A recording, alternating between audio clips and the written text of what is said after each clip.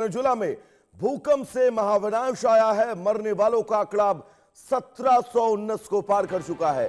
5000 से ज्यादा घायल हैं। भारी तबाही है। राहत बचाव अभियान जारी है।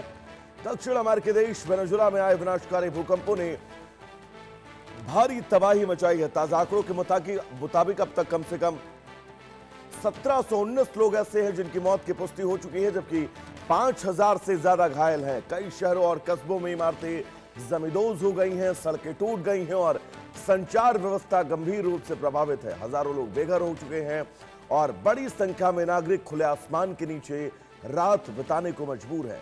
मलबे में अभी भी कई लोगों के फंसे होने की आशंका है, जिसके चलते राहत और बचाव अभियान जारी है। सेना, आपदा राहत एजेंसियां और अंतर्राष्ट्रीय बचाव दल प्रभावित इलाकों में युद्ध स्तर पर अभियान चला रहे हैं। अस्पतालों में घायलों की भारी भीड़ है और कई जगह अस्थायी चिकित्सा शिविर बनाए गए हैं। सरकार ने प्रभावित क्षेत्रों में आपातकालीन राहत व्यवस्था बहुत तेज कर दी है, जबकि अंतर्राष्ट्रीय समुदाय भी मदद के लिए बहुत तेजी से आगे आ रहे हैं। आशंका यह जताई जा रही है कि मलबा हटने के साथ मृतकों की संख्या में बहुत तेजी से बढ़ोतरी हो सकती है। यह हाल साल की सबसे भयावह प्राकृतिक आपदाओं में से एक मानी जा रही है।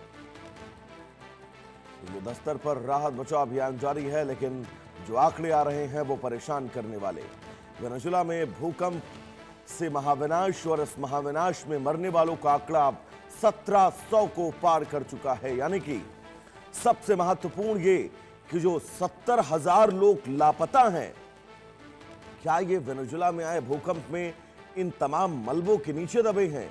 ये बहुत बड़ा सवाल है और इन सवालों के बीच सबसे महत्वपूर्ण समझना ये कि युद्ध स्तर पर राहत बचाव कार्य जारी है और अमूमन किसी भी देश में, किसी भी शहर में, किसी भी प्रांत में अगर भूकंप आता है तो वो प्रांत आर्थिक तौर पर कुछ सालों के लिए बहुत पीछे हो जाता है। दोबारा से जिंदगी को पटरी पर लाना एक सबसे बड़ी चुनौती होती है और इन हालातों में जो एरियल व्यू मैं आपको दिखा रहा हूं, इन हालातों से आप ये समझिए कि वेनेजुएला को पटरी पर आने में अब कितने साल लग सकते हैं, क्योंकि वो वेनेजुएला जहां पर बड़ी बड़ी ऊंची ऊंची इमारतें आपको नजर आ रही हैं, ये इमारतें चंद सेकंडों में खंडहर में तब्दील हो गई, क्योंकि दो भूकंप आए।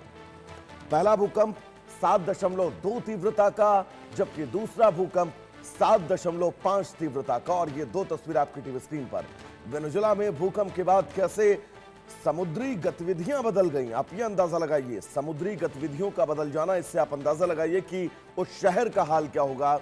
जबकि एरियल व्यू में इस भूकंप के बाद की वो तबाही, जिस तबाही ने वेनेजुएला को पूरी तरह से तोड़ कर रख दिया है, क्योंकि 5000 से ज्यादा लोग घायल हैं। 1700 से ज्यादा लोगों के मरने की आधिकारिक पुष्टि है, जबकि 70,000 लोग ऐसे हैं जो अभी भी लापता हैं। तो आपकी टीवी स्क्रीन पर वेनेजुएला में भूकंप से महाविनाश की तस्वीरें। युद्ध स्तर पर राहत बचाव अभियान लगातार जारी है।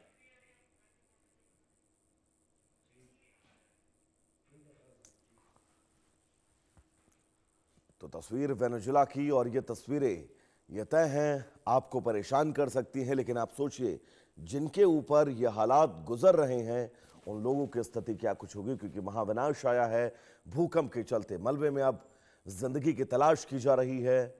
5000 से ज्यादा लोग घायल हैं और जो सबसे डरावना आंकड़ा है वो आंकड़ा ये कहता है कि लगभग 70,000 लोग ऐसे हैं जो वेनेजुएला में आए इस महातबाही के बाद लापता हैं, जिनको लेकर